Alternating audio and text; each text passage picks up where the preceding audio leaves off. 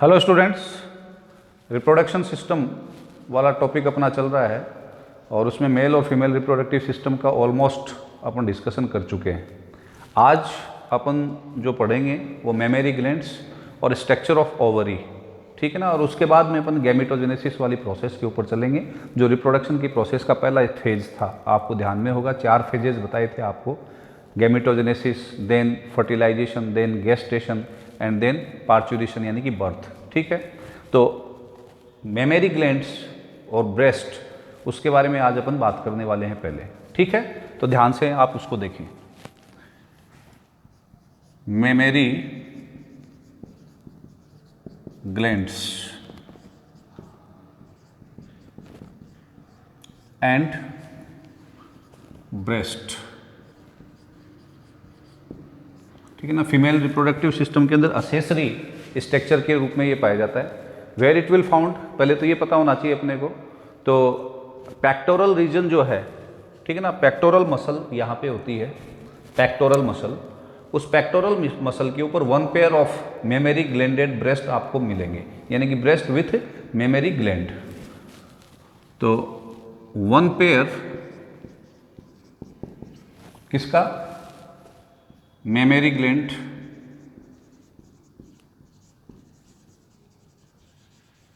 Memory ग्लैंडेड यानी कि mammary gland युक्त ब्रेस्ट जो है वो स्ट्रक्चर आपको मिलेगी कहाँ पे? इन केस ऑफ कहाँ पे? At pectoral muscle, on pectoral muscle, ठीक है ना। ये पेक्टोरल ग्रिडल है, ठीक है ना। स्केलेटन सिस्टम में अपन पढ़ते हैं। तो इस पेक्टोरल ग्रिडल से कनेक्टेड जो मसल है उसको अपन क्या बोल रहे हैं? पेक्टोरल मसल, ठीक है ना।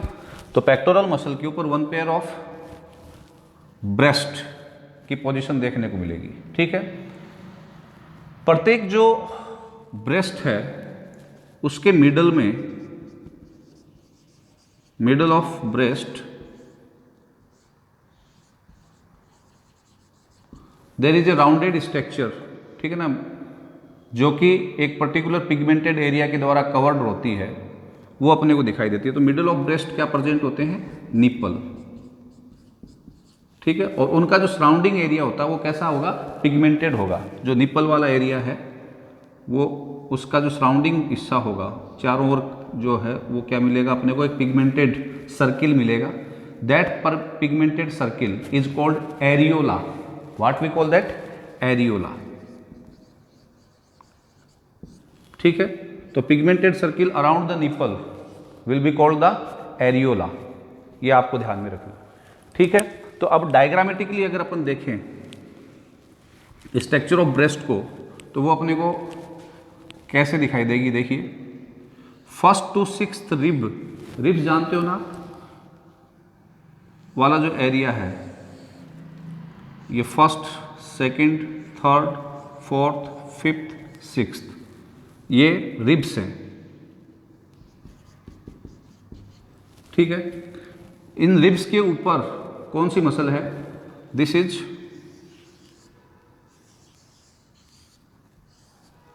One is pectoral muscle. What we call this? This is the pectoral muscle, ठीक है। इस पेक्टोरल मसल के ऊपर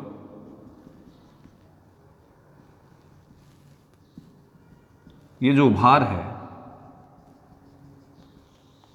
this one is called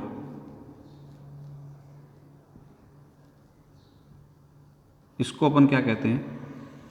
nipple, ये एरिया। और the complete structure is called breast, ये ब्रेस्ट कहलाएगा, ठीक है। इस ब्रेस्ट के अंदर अब जो इंपॉर्टेंट चीज़ है वो अपने को ध्यान में रखनी है। ये जो ब्रेस्ट एरिया है इसके अंदर 3 प्रकार के स्ट्रक्चर्स हैं बेटा। एक कनेक्टिव टिश्यू, दूसरा फैटी टिश्यू और तीसरा मेमरी ग्लैंड्स यानी कि ग्लैंड्स, ग्लैंडुलर पार्ट है। ये 3 पार्ट इसके अंदर उपस्थित हैं। इसका जो सराउंडिंग एरिया है उसको अपन ने क्या कहा है? वी आर कॉलिंग दैट, जो निपल्स के सराउंडिंग एरिया उसको अपन क्या कह रहे हैं? That is called areola, areola. and this is the nipple which has 10 to 15 pores, nipple, ठीक है। और ये जो स्ट्रक्चर है इसमें मैंने आपको क्या बताया, इट हैविंग द लॉब्स, ठीक है ना। किसकी लॉब्स हैं इसके अंदर, मेमोरी ग्लैंड्स जो हैं उनकी लॉब्स उपस्थित हैं। उनको अपन यूं दिखा सकते हैं,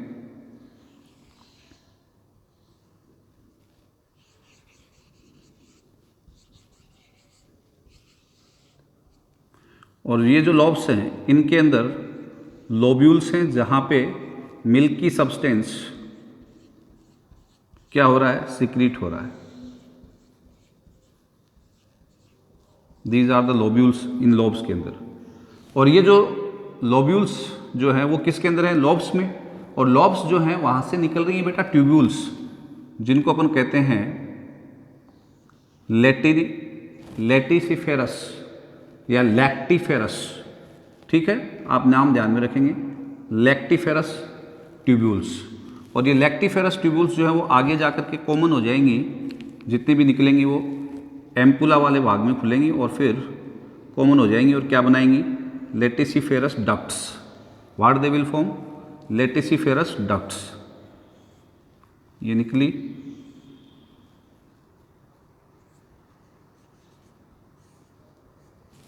और ये लेटिसिफेरस डक्ट, ये निकली कौन, लेटिसिफेरस ट्यूब्यूल्स, और आगे जाकर के कॉमन हो रही हैं डक्ट्स, लैक्टिफेरस डक्ट्स, ये lactiferous tubules.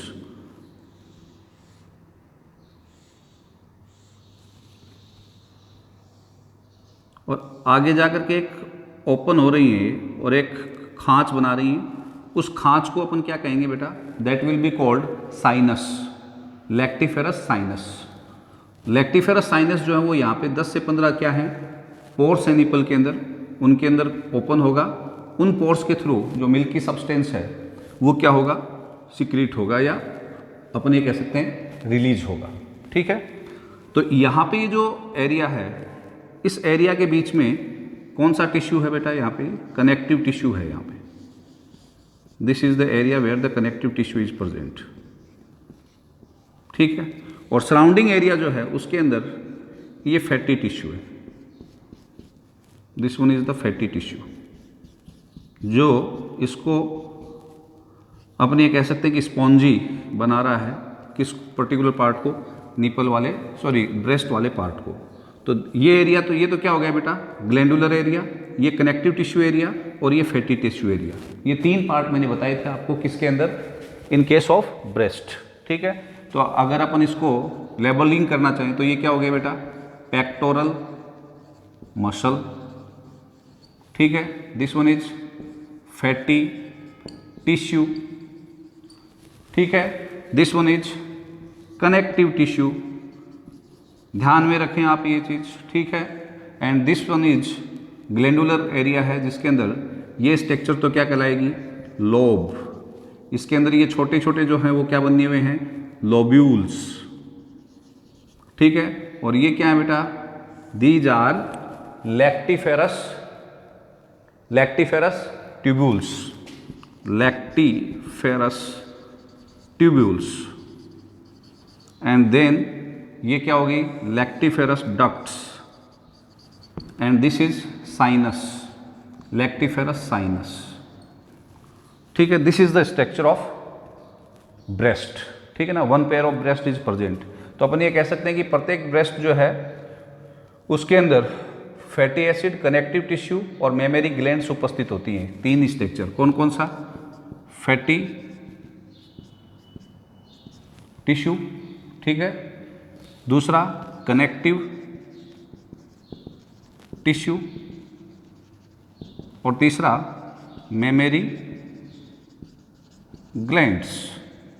These are the structures which are present, ठीक है। मेमोरी ग्लैंड्स जो है वो क्या है, 2000 कंपाउंड का मतलब, क्योंकि कई लोब्यूल्स है ना, तो 2000 कंपाउंड सेक्युलर मॉडिफाइड।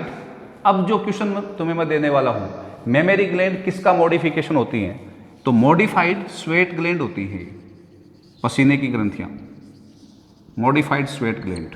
तो कंपाउंड सेक्युलर, सेक्युलर का मतलब थैलेनुमा, ठीक है ना, सेक्स के रूप में। कंपाउंड सेक्युलर स्वेट ग्लैंड्स, तो what are the mammary glands? Sweat glands है ये, ठीक है, क्लियर है।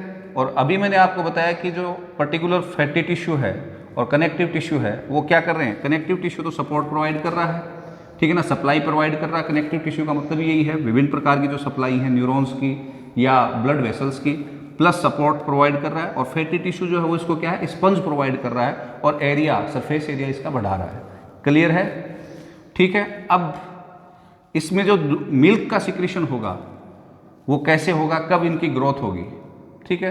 तो पहली चीज़ जो अपने को ध्यान में रखनी है वो आप ध्यान में रखें कि मेमोरी ग्लैंड जो है वो नॉर्मल साइज में होती है बिफोर प्यूबर्टी, ठीक है ना। आफ्टर प्यूबर्टी, प्रेगनेंसी के समय मेमोरी ग्लैंड्स के अंदर क्या होगा, at the time of pregnancy the mammary glands will grow. Mammary glands का जो ग्रोथ होगा वो प्रेगनेंसी जब कोई भी फीमेल धारण करेगी तो उस समय उनकी ग्रोथ होगी। अब क्वेश्चन ये आता है कि मेमोरी ग्लैंड्स की जो ग्रोथ है उसको कौन स्टिमुलेट करता है, दैट इज इंपॉर्टेंट, ठीक है ना। तो जो मेमोरी ग्लैंड्स हैं उनकी जो ग्रोथ है उनको स्टिमुलेट करने का काम करते हैं एस्ट्रोजन एंड प्रोजेस्टेरोन हार्मोन, ठीक है ना। तो during the pregnancy mammary glands grow, ठीक है, अंडर द इन्फ्लुएंस ऑफ, किसके इन्फ्लुएंस के under, under influence of oestrogen and progesterone hormone. Is this clear बेटा, ठीक है ना। Memory gland grow under influence of oestrogen, तो ये आपको ध्यान में रखना है, ठीक है। अब दूसरी चीज जो इंपॉर्टेंट है, ग्रोथ होगी, साइज में बढ़ रही है, इज दिस क्लियर। अब इनके अंदर जो पर्टिकुलर लैक्टेशन की प्रोसेस है, लैक्टेशन का मतलब इनमें मिल्क फॉर्मेशन का जो काम है वो कैसे होगा, वो कौन पर्टिकुलर हार्मोन है जो स्टिमुलेट करेगा। तो वेरी इंपॉर्टेंट यहाँ पे ध्यान देना जरूरी है, ठीक है ना। लैक्टेशन हार्मोन कौन सा हार्मोन कहलाता है, लैक्टेशन हार्मोन का मतलब क्या है कि वो पर्टिकुलर हार्मोन इनके अंदर स्टिमुलेट करेगा क्या बनना, प्रोडक्शन ऑफ मिल्क। तो production of milk, production of milk stimulated by prolactin hormone. This has to be remembered. इसको आपको याद रखना है, प्रोलैक्टिन हार्मोन, ठीक है ना। This is called the lactation hormone, lactation hormone. Is this clear. Next one, ठीक है ना, लव हार्मोन वगैरह भी इसका यूज कर लेते हैं कि मोस्टली जो माँ का बच्चे के प्रति प्यार है उसके कारण ये पर्टिकुलर दूध का निर्माण क्या होता है, प्रारंभ होता है, ठीक है। एंड फाइनली ऑक्सीटोसिन भी उसी कैटेगरी में आता है, ऑक्सीटोसिन। ये क्या करेगा बेटा, रिफ्लेक्स देगा ये, जब बच्चे के द्वारा पर्टिकुलर ब्रेस्ट के निप्पल पार्ट को क्या किया जाता है, स्टिमुलेशन दिया जाता है, तो फिर ब्रेस्ट से या इन लैक्टिफेरस ट्यूब्यूल्स से मिल्क को रिलीज करवाने का काम कौन करेगा, दैट इज द ऑक्सीटोसिन। ये रिलीज करवाएगा किसका, मिल्क का, किससे, ये जो लैक्टिफेरस डक्ट्स हैं इनसे, ठीक है ना, साइनस में आएगा और फिर वो बच्चे के द्वारा ग्रहण किया जाएगा। तो रिलीज ऑफ मिल्क किसके द्वारा किया जाता है, ऑक्सीटोसिन के द्वारा।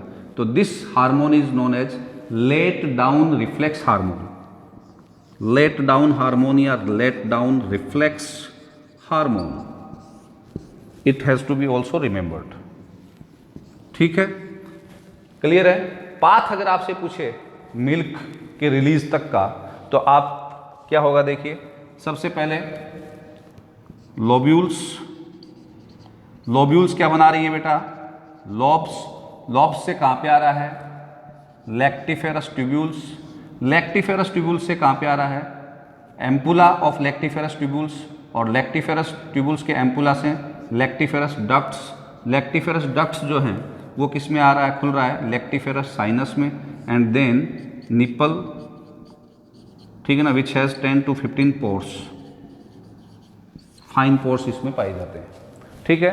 तो this is all about the memory gland, okay.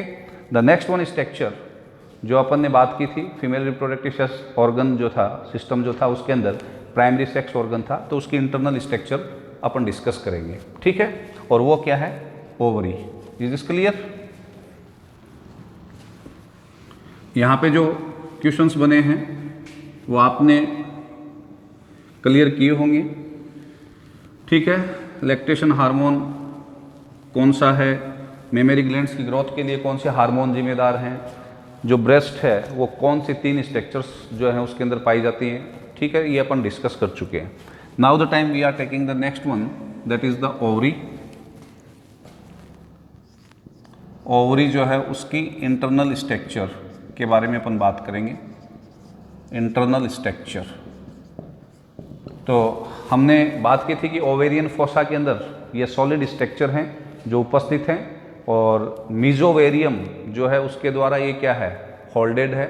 और मीजोवेरियम एरिया ही अपन ने बताया था जिसके through lactiferous blood vessels, neurons, connective tissue जो है, ठीक है ना, वो क्या कर रहा है? इंटर कर रहा है, ठीक है। अब देखिए लिम्फेटिक टिश्यू भी इंटर करता है। तो हम इसकी स्ट्रक्चर जो है ओवरी की, वो इंटरनल स्ट्रक्चर देखते हैं।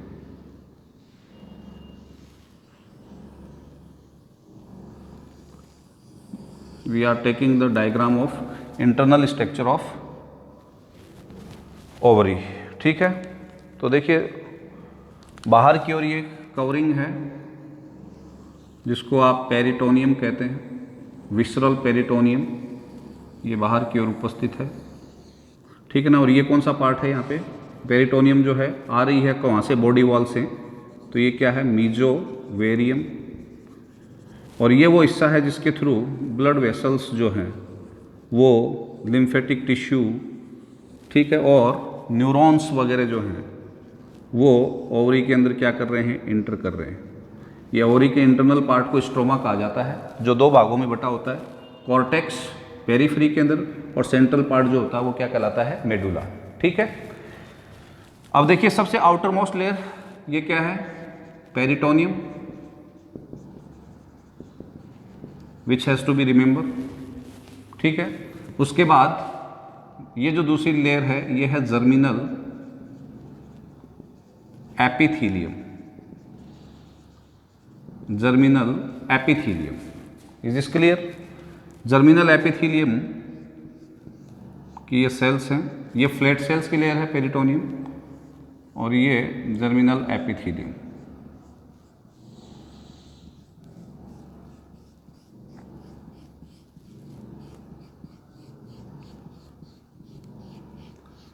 और फिर अंदर की ओर there is another one layer, that is called white tunica albuginea, ठीक है ना। ये पर्टिकुलर ओवरी के आउटर अपीयरेंस है। इंटरनल पार्ट को अपन क्या बोलते हैं? Stroma. What we call that? Stroma, ठीक है। और इस स्ट्रोमा के अंदर 2 पार्ट हैं। सेंट्रल पार्ट जो है जिसमें कनेक्टिव टिश्यू जा रहा है वो कहलाता है मेडुला, और आउटर जो पार्ट है वो क्या कहलाता है? कॉर्टेक्स, ठीक है। ये हैं supplies, blood, lymphatic and neuron, इनकी जो सप्लाईज हैं ये जो ओवरी के अंदर जा रही है, ठीक है बेटा। अब देखिए कुछ स्पेसिफिक स्ट्रक्चर्स का डेवलपमेंट ओवरी में होता है। जर्मिनल एपिथीलियम यहाँ पे उपस्थित है। उस जर्मिनल एपिथीलियम से, ध्यान से सुनिए, प्रीमोर्डियल सेल जो है वो माइटोटिकली डिवाइड होकर के ऊगोनिया बनाती हैं, और ये ऊगोनिया की फॉर्मेशन ऑफ ऊगोनिया वो एम्ब्रियोनिक अवस्था में ही हो जाती है। यानी कि जिस फीमेल के अंदर ये डेवलपमेंट होना है वो उस फीमेल की कौन सी अवस्था में? उसकी खुद की एम्ब्रियोनिक अवस्था में, 6ठे वीक तक, यानी कि 25th वीक तक लगभग 6 से 6.5 लाख ऊगोनिया माइटोटिक डिवीजन के द्वारा बन जाते हैं, ठीक है ना। 25th वीक का मतलब 6 महीने के बाद तक। कहाँ पे? एक पर्टिकुलर फीमेल सेक्स युक्त पर्टिकुलर चाइल्ड अपनी माँ के पेट के अंदर डेवलप हो रहा है, अपनी एम्ब्रियोनिक अवस्था में है। तो जब वो अपनी एम्ब्रियोनिक अवस्था की कौन से वीक में है? 25th वीक में है, तब तक माइटोसिस के द्वारा वहाँ पे ऊगोनिया बन जाते हैं। अब वो ऊगोनिया 6th मंथ के बाद क्या करेंगे बेटा, those will inter in the particular phase of oogenesis, oogenesis की फेज के अंदर इंटर करेंगे। तो छठे से 9वें महीने यानी कि बर्थ तक लगभग ये माना जाता है कि अपन ये कह सकते हैं कि लगभग 50% यानी कि 3 से 3.5 लाख तक 9वें महीने तक जो ऊगोनिया है वो किस में कन्वर्ट हो पाते हैं, प्राइमरी oocyte के अंदर। किसके अंदर, जो 6-6.5 लाख बनते हैं उनमें से 3 से 3.5 लाख तक प्राइमरी oocyte के अंदर कन्वर्ट हो पाते हैं। और वो प्राइमरी oocyte या प्राइमरी फॉलिकल वहाँ पे बनता है। कैसे बनेगा उसी की अपन बात करेंगे। यानी कि अगर अपन देखें तो लाइफ की अलग अलग फेजेज के अंदर इस ओवरी के अंदर आपको oogenesis की या ओवा बनने की अलग अलग स्टेज देखने को मिलेंगी। और उन अलग अलग स्टेजेस को अपन इसमें जो देखेंगे उनको कहा जाता है primary follicle, secondary follicle, tertiary follicle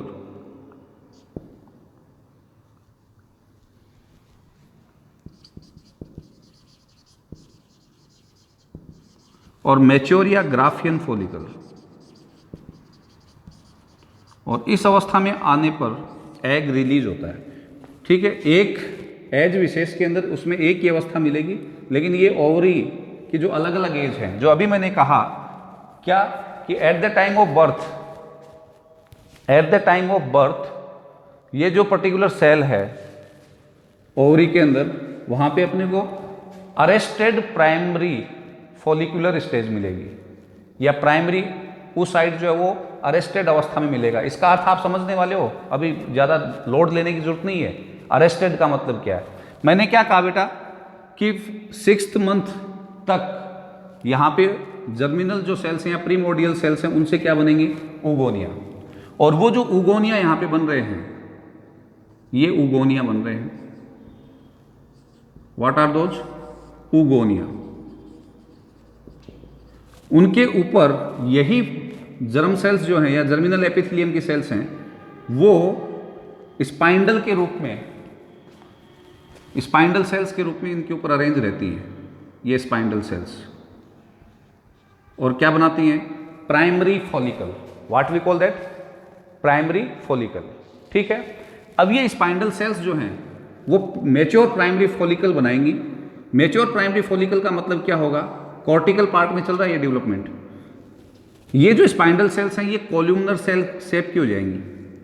कौन से शेप की, कॉल्यूमनर शेप, यूं।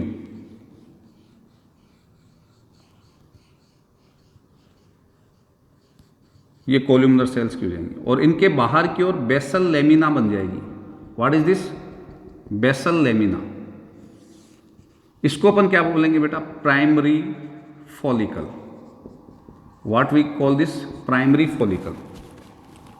स्पाइंडल सेल्स हैं क्या, मैं एक बार फिर से कह रहा हूं, बाकी की जो जर्मिनल एपिथेलियम की सेल्स हैं वो स्पाइंडल यानी पतले पतले धागों के रूप में इसके चारों ओर अरेंज होंगी, वो बाद में जाकर के कैसी हो जाएंगी, कॉल्यूमनर। क्लियर है। अब ये जो अंदर वाला सेल है जिसको आपने क्या कहा था, ऊगोनिया, वो ऊगोनिया बने हैं वो तो किससे बने हैं, माइटोसिस से। किससे, प्रीमोर्डियल जो सेल थी उनमें माइटोसिस हुई और माइटोसिस से क्या हुआ, ऊगोनिया बने। वो ऊगोनिया जो है उसके चारों ओर कौन आ गए, प्राइमरी फॉलिकल सेल्स। ठीक है ना, तो इसको अपन क्या बोल रहे हैं, प्राइमरी फॉलिकुलर स्टेज। अब इसको अपन प्राइमरी फॉलिकुलर oocyte कहेंगे। कैसे, छठे से 9वें महीने के बीच, ध्यान से सुनिए, क्या होगा बेटा, इस पर्टिकुलर ऊगोनियल सेल के अंदर डिवीजन स्टार्ट होगा, मियोसिस। ठीक है, लेकिन वो मियोसिस कंप्लीट नहीं होगा, यानी कि at the time of birth तक वहां पे मियोसिस फर्स्ट जो है वो प्रारंभ हो चुका है। और मियोसिस फर्स्ट जो प्रारंभ हुआ है बर्थ के समय तक जो हो रहा है वो प्रोफेज फर्स्ट में जाकर के क्या हो जाएगा, अपन ये कह सकते हैं प्रोफेज फर्स्ट की भी डिप्लोटीन अवस्था में जाकर के अरेस्ट हो जाएगा। आपने प्रोफेज जो है उसकी जो अलग अलग अवस्थाएं हैं याद हो तो आपने पढ़ी हैं, उसके अंदर बताइए कौन सी हैं। अगर प्रोफेज फर्स्ट को अपन ने 5 जो पर्टिकुलर अवस्थाएं थी उनके अंदर क्या किया था, डिवाइड किया था, ध्यान में हो तो आपको, लेप्टोटीन, जाइगोटीन, ठीक है ना, पैकाइटीन, डिप्लोटीन, डाइकाइनेसिस। तो मैं कह रहा हूं कि जो डिप्लोटीन अवस्था है उसके अंदर मियोसिस जाकर के क्या हो जाएगी, अरेस्ट हो जाएगी, ठीक है ना। तो at the time of birth जो पर्टिकुलर एग, जो बच्ची पैदा हुई है, उसकी जो ओवरी में है वो कौन सी अवस्था में है, प्राइमरी oocyte अवस्था में, और उसको अपन क्या कहेंगे, primary follicle. What we call that, primary follicle. अब बर्थ से लेकर के जब तक वो बच्ची प्यूबर्टी हासिल करती है, ध्यान से सुने, तब तक वो उसी अवस्था में रहेगा। प्यूबर्टी का मतलब 13-14 साल की उम्र तक, जब तक उसमें एमसी साइकिल यानी मेंस्ट्रुएशन साइकिल स्टार्ट होगी पहली, उस समय तक ये प्राइमरी फॉलिकल या प्राइमरी oocyte अवस्था में रहेगा। ग्रो करेगा साइज में बस, लेकिन रहेगा ये प्राइमरी oocyte कंडीशन में। कब तक, प्यूबर्टी तक, ठीक है। जो ही प्यूबर्टी आएगी तो इसमें जो मियोसिस अरेस्ट है वो मियोसिस कंप्लीट हो जाएगी, यानी कि डिप्लोटीन से डाइकाइनेसिस अवस्था आ जाएगी, फिर उसके बाद में मेटाफेज फर्स्ट आ जाएगी, एनाफेज फर्स्ट आ जाएगी और टीलोफेज फर्स्ट आ जाएगी, यानी कि मियोसिस फर्स्ट क्या हो जाएगी, कंप्लीट हो जाएगी। और ये प्राइमरी oocyte सेकेंडरी oocyte में कन्वर्ट हो जाएगा और सेकेंड माइटोसिस यानी कि सेकेंड मियोसिस यानी कि मियोसिस सेकेंड को ये स्टार्ट कर देगा। और उस समय क्या होगा बेटा, ये जो कोल्यूमिनर सेल्स हैं ये और ज्यादा डिवाइड कर जाएंगी और ये प्राइमरी oocyte है वो किसमें कन्वर्ट हो गया, एट प्यूबर्टी। प्यूबर्टी के समय क्या हो गया है, ये मियोसिस फर्स्ट को कंप्लीट कर चुका है और मियोसिस सेकेंड की कौन सी अवस्था में आ चुका है, माइटोसिस सेकेंड के अंदर अरेस्ट है। अब आगे ये भी आगे माइटोसिस सेकेंड के अंदर कौन सी, एनाफेज और टीलोफेज नहीं आई है, कहां तक अरेस्ट है ये, माइटोसिस सेकेंड की प्रोफेज कंप्लीट कर ली, मेटाफेज के अंदर अरेस्ट है ये, ठीक है। और इसके चारों ओर एक नॉन मेम्ब्रेनस लेयर बन जाएगी सेकेंडरी oocyte के चारों ओर, and that will be called zona pellucida. क्या कहलाएगी, जोना पैलेसुडा। नॉन सेलुलर है वो, केवल मेम्ब्रेनस से प्रोटीन की लेयर है, ये समझे, सेल्स की बनी हुई नहीं है। और ये जो सेल्स हैं कोल्यूमिनर सेल्स या फॉलिकल सेल्स, ये क्या कर चुकी हैं बेटा, डिवाइड कर चुकी हैं। और अब ये स्ट्रक्चर क्या कहलाएगी, secondary follicle. What we call this, secondary follicle. ये क्या था बेटा, प्राइमरी फॉलिकल, ठीक है ना। इसमें जो oocyte है वो कौन सा है, प्राइमरी oocyte। यहाँ पे भी ये कौन सा है, प्राइमरी oocyte। लेकिन अब ये कौन सा है यहाँ पे, सेकेंडरी oocyte। ये प्राइमरी oocyte जो था ये कहाँ पे अरेस्टेड था, मियोसिस फर्स्ट की भी कौन सी अवस्था में, डिप्लोटीन।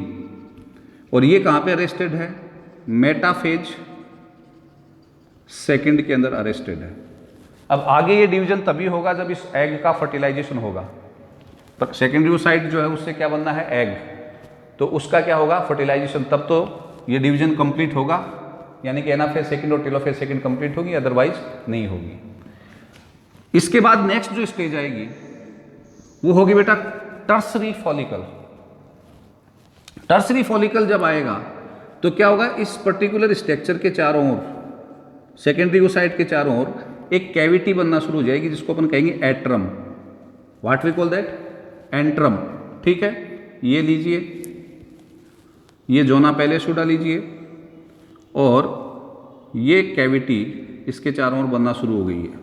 और ये कौन सी है, granulosa cells. Now the time follicular cells को अपन क्या कहेंगे, ग्रेनुलोसा सेल्स। अभी भी ये कौन सी अवस्था में अरेस्ट है बेटा, मेटाफेज सेकेंड के अंदर, ठीक है। एट्रम जो है उसके अंदर फ्लूइड भरा रहेगा, इज दिस क्लियर। तो ये कौन सी होगी, आगे अपन ये पूरी डेवलपमेंट को पढ़ने वाले हैं, लेकिन ये कब की बात है बेटा, अब ये प्यूबर्टी के बाद, ठीक है ना, की अवस्था है। प्यूबर्टी आ चुकी है उसके बाद की अवस्था है। और ये क्या हो रहा है अब, यानी कि वो 1 से 28 दिन का जो पीरियड है वो स्टार्ट हो चुका है। मेंस्ट्रुएशन साइकिल यानी जो है वो लड़की के अंदर स्टार्ट हुई है, और ये मेंस्ट्रुएशन साइकिल यानी कि ब्लीडिंग फेज चलती है 1 से 5 दिन तक, 6 दिन तक। उसके बाद 7वें 8वें दिन की स्थिति है। 13वें 14वें दिन तक आते आते क्या होगा, बाहर की ओर भी एक लेयर बन जाती है 7वें 8वें दिन के बाद में, और वो बाहर वाली लेयर 2 परतों में बढ़ जाती है। मोस्टली इसको कौन डेवलप कर रहा है? मेडुला वाला पार्ट, ठीक है ना, थीका एक्सटर्ना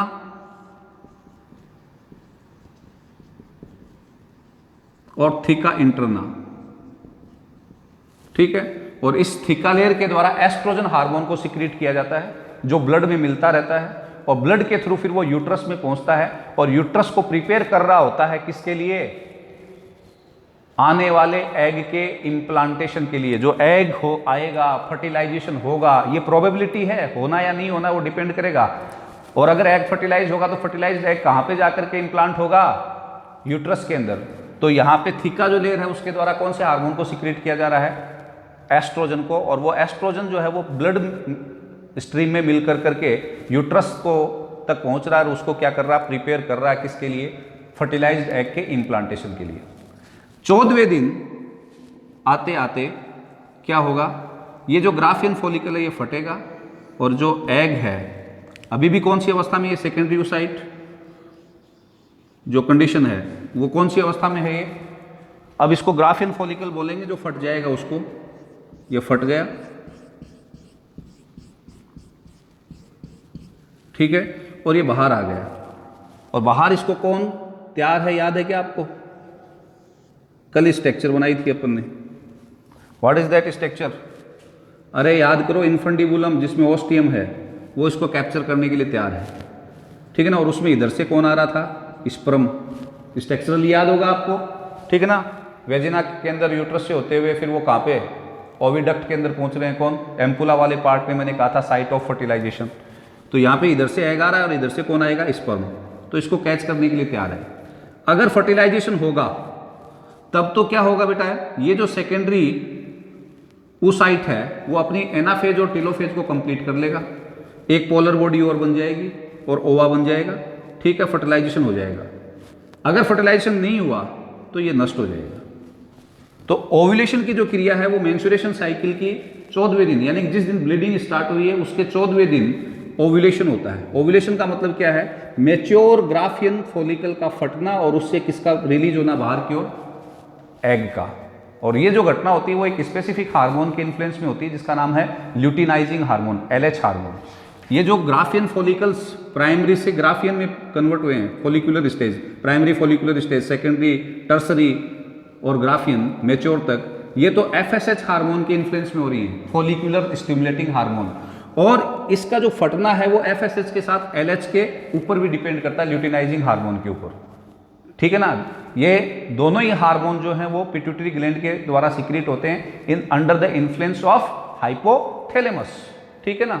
तो फॉलिकुलर हार्मोन का अपने रोल कहाँ पे बताया था आपको? ध्यान में हो तो टेस्टिस के अंदर स्पर्म बनने में भी बताया था। ऐसे ही यहाँ पे भी फॉलिकुलर स्टेज जो है उसके डेवलपमेंट में योगदान होगा किसका? FSH का। और ओव्यूलेशन की क्रिया जो है उसमें योगदान होगा किसका? ल्यूटिनाइजिंग हार्मोन का, LH हार्मोन का, ठीक है। अब देखिए, अगर फर्टिलाइजेशन हो गया तो ये बचा हुआ ग्राफियन फॉलिकल जो है, ध्यान से सुने, बचा हुआ जो ग्राफियन फॉलिकल जो है वो कार्पस ल्यूटियम कहलाएगा। What we call that?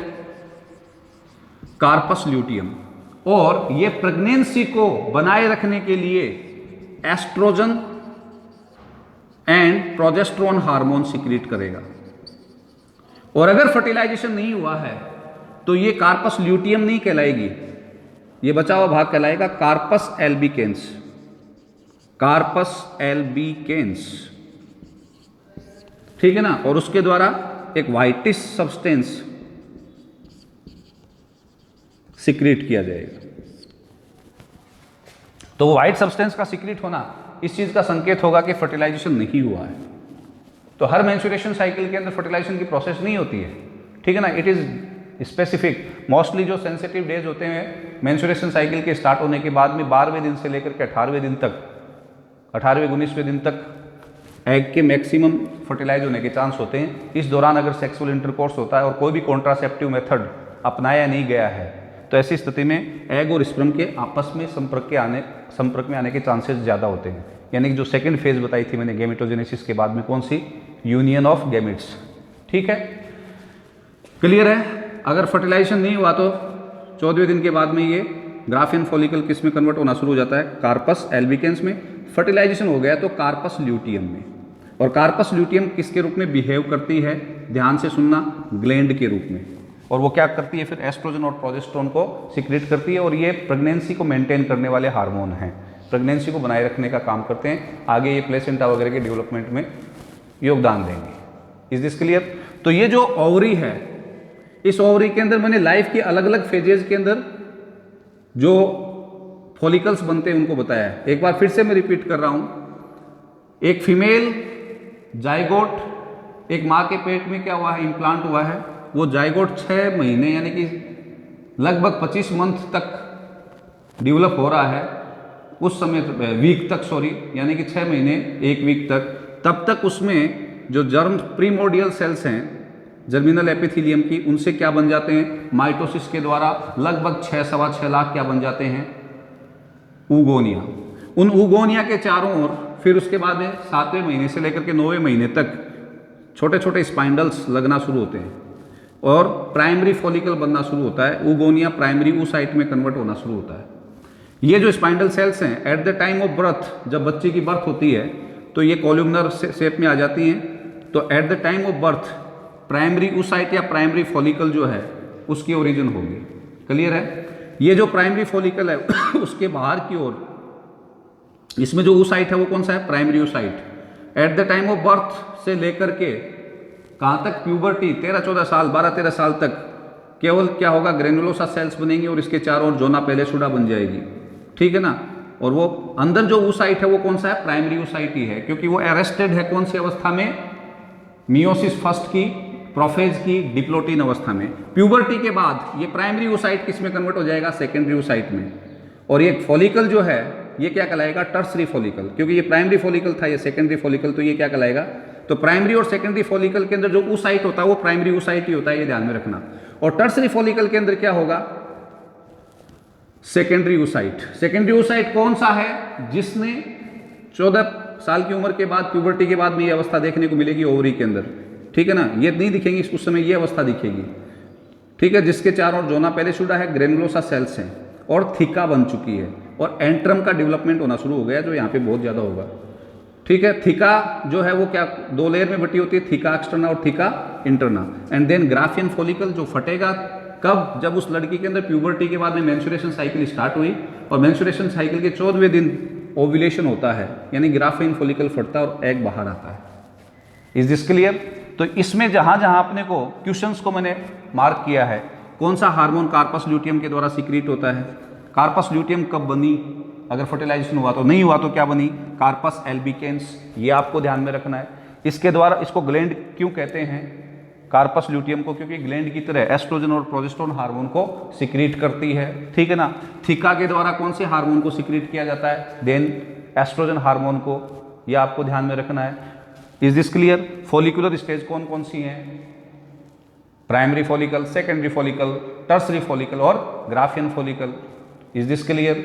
Zona pellucida जो है वो कौन सी लेयर है, एग मेम्ब्रेन के बाहर की ओर जो लेयर है वो कौन सी है, जोना पेलेसुडा, जो कैसी होती है, नॉन सेलुलर होती है। तो this is all about the structure of ovary. Thank you. आगे अपन इसका डेवलपमेंटल स्टेज पढ़ेंगे तो दोबारा से भी ये टॉपिक डिस्कस किया जाएगा जब अपन oogenesis पढ़ेंगे। Is this clear? Thank you very much.